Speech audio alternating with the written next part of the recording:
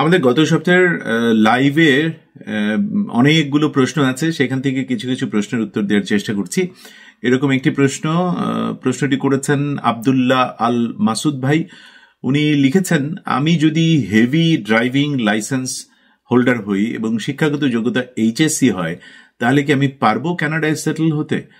ভাই, পারবেন ইনশাল্লাহ, কিন্তু সাথে আরো কিছু জিনিস আপনাকে পূরণ করতে হবে। আপনি এইচএসসি পাস করেছেন, এইবার এই পড়াশোনাটার ইকুইভ্যালেন্ট ইসিএ করাতে হবে, এডুকেশনাল ক্রেডেনশিয়াল অ্যাসেসমেন্ট। এটার উপর আমার ভিডিও আছে, দেখে জেনে নিন কিভাবে করবেন। এবং বাংলাদেশের বোর্ড অফিসগুলো এটা করে, ইসিএ করে, আমি জেনে বলছি। ইসিএটা করে ফেলুন, এটা একটা কমপ্লায়েন্স ইস্যু, এটা আপনার লাগবে। 2 নম্বর হচ্ছে আপনার ইংরেজি ভাষার দক্ষতার প্রমাণপত্র লাগবে, অর্থাৎ আইএলস এর জিটি পরীক্ষাটা দিয়ে দিন। আপনি যদি, যেহেতু হেভি ড্রাইভিং লাইসেন্স, মানে আপনি এখানে ড্রাইভিং এর জবের জন্য আগ্রহী হবেন, মোটামুটি হারে 4.5, 5, 5.5 এরকমটা আপনি স্কোর করলেই হবে। এবং সেটা যেহেতু 12 বছর কম্পালসারি পড়াশোনা করেছেন, আপনি সেটা অবশ্যই পারবেন।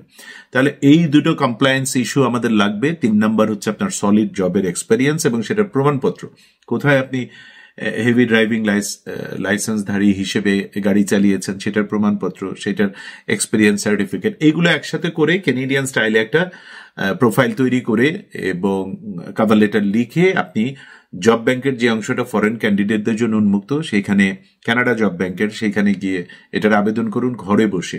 আপনি নিশ্চয়ই মাঝখানে কোনো ওই যে মানে নকল পেজে বসে থাকা, ছদ্মনামে বসে থাকা কোনো প্রতারকের খপ্পরে পড়বেন না। কারণ ওই তাদের মাধ্যমে টাকা পয়সা দিয়ে জবের স্বপ্ন দেখা কেয়ামত পর্যন্ত কোনোদিন বাস্তবায়িত হবে না। এটা নিশ্চয়ই আপনি জানেন এবং করবেন না।